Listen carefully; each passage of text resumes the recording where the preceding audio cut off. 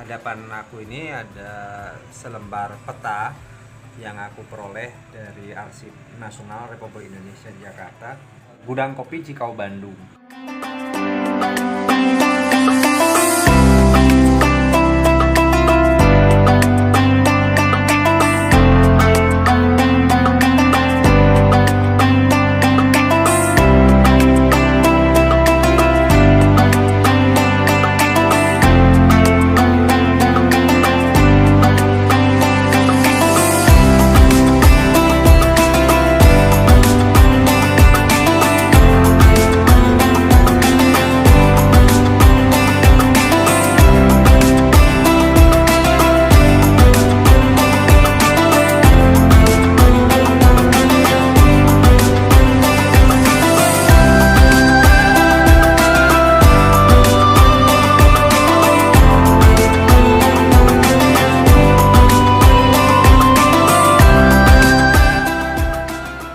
Assalamualaikum warahmatullahi wabarakatuh. Ketemu lagi dengan Alex Channel.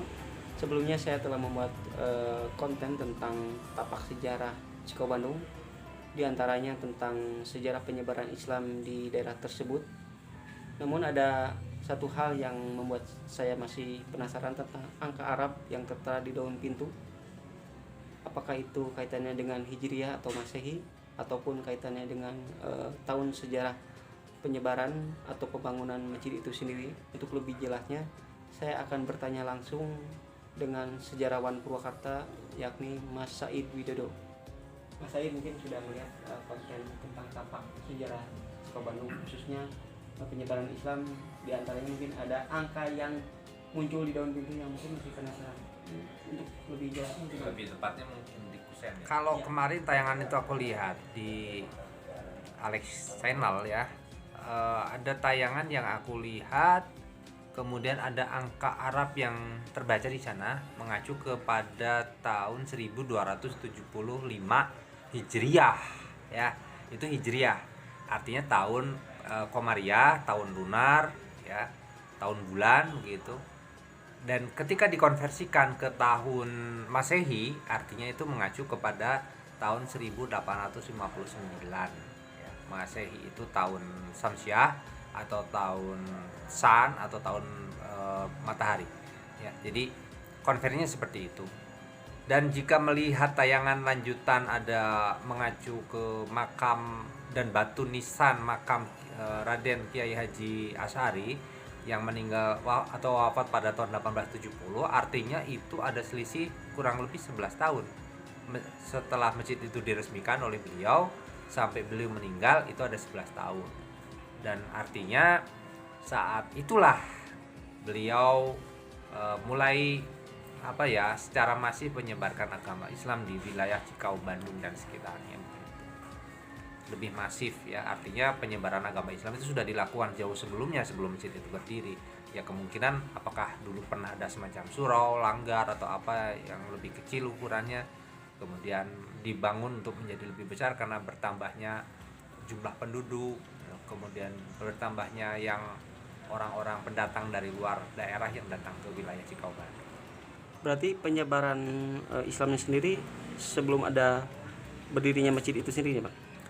Penyebaran agama Islam tentu saja ya. Kita tahu penyebaran agama Islam itu bahkan menurut para ahli sejarah Islam itu sudah dimulai sejak zaman Rasulullah masih hidup atau sejak zaman para Khulafaur Rasyidin gitu kan. Dan paling tidak di wilayah Kabupaten Karawang itu kita kenal ada seorang yang tingkatannya wali, yaitu adalah Syekh Kuro atau Muhammad Hasanuddin ya, yang berasal dari, di sana disebutkan dari Campa, tapi kita tidak tahu persis dari Campa betulan atau sekedar mampir di Campa kemudian ikut kapal Cengho, Laksamana Cengho dari negeri Tiongkok, dan kemudian mendarat di Pura di Kerawang sehingga menyebarkan agama Islam. Dan kemudian santri-santrinya berasal dari beberapa daerah dan kemudian menyebar ke daerah lain. Bahkan makanannya kita bisa lihat di wilayah Pulau Batak, Pulau Kelapa, Wadas, Lemah Abang, Kerawang. Dan demikian pula Kiai Haji Raden Asy'ari tadi, beliau tentu saja bukan penyebar Islam yang pertama, tapi sudah ada Islam sebelumnya. Beliau sebetulnya merupakan tereh ya tereh atau keturunan dari para bupati di Bandung, menak-menak Bandung. Karena kita tahu Cikau Bandung itu sejak zaman dulu adalah merupakan wilayah Kabupaten Bandung sebelum kemudian digabungkan ke Kabupaten Karawang. Dermaga Tali Bajo itu kalau untuk ukuran skala tentu saja saat ini lebih besar dari zaman dulu ya, yang relatif lebih kecil. Tapi zaman dulu itu memang banyak dermaga-dermaga kecil yang tempat orang menyeberang gitu kan. Ada yang pakai rakit atau perahu getek bahasa Sunda, perahu dari rakit bambu. Ada yang pakai perahu gitu untuk menyeberang Sungai Citarum, terutama juga Sungai Cikau ya.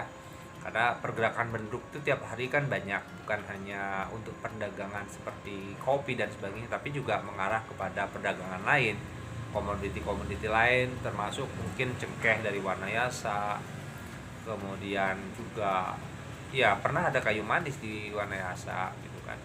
Bahkan sampai masa-masa sesudahnya kan muncul ada teh gitu. Nah, keberadaan gudang kopi Cikau Bandung yang dulu dikenal itu kemungkinan besar sudah ada bahkan sebelum tahun 1840 atau 1830. Kemungkinan sudah sebelum kejadian perpindahan Kabupaten Karawang di Wanayasa ke Sindangkasih itu sudah ada, karena pada masa pemberontakan Perang Cina Makau tahun tanggal 8, 9 dan 9 10 Mei 1832, nama Cikau Bandung itu gudang kopi Cikau Bandung atau Coffee Park House Cikau Bandung itu sudah ada. Artinya bisa jadi itu lebih lama, lebih tua keberadaannya daripada ibu kota Kabupaten Karawang di Sindangkasih atau yang kemudian jadi Purwakarta. Nah, tentu saja kenapa lebih tua, karena yang namanya kopi sudah ada di bumi Hindia Belanda atau Netherlands Indie atau Nusantara atau Indonesia sekarang ini sejak 1696 sudah ada di Nusantara. Kemudian mulai dikembangbiakan, dibudidayakan di beberapa wilayah, khususnya di Jawa Barat bagian selatan itu seperti Cianjur gitu dan sekitarnya, atau wilayah Priangan yang kemudian dikenal sebagai Priangan Stelsel. Kehidupan masyarakat Priangan atau Sunda saat itu atau di Jawa Barat sekarang itu sebetulnya juga sulit gitu, sangat sulit. Terlebih-lebih ketika tahun 1830 sampai 1870 ada politik tanam paksa yang disebut dengan kultur Stelsel. Itu lebih sulit lagi kehidupan orang-orang di Jawa Barat. Banyak orang mati kelaparan gara-gara tanam paksa karena masyarakat tidak bisa menanam tanaman untuk kebutuhan hidup mereka, pangan mereka gitu kan. Bersawah pun mungkin terganggu, sedangkan tanaman kopi harus di nomor satukan saat itu. Jadi memang primadona ekspor saat itu kopi ya, bahkan sebelum tanam paksa ada yang namanya Priangan Stelsel. Kalau tanam paksa itu kan kultur Stelsel ya.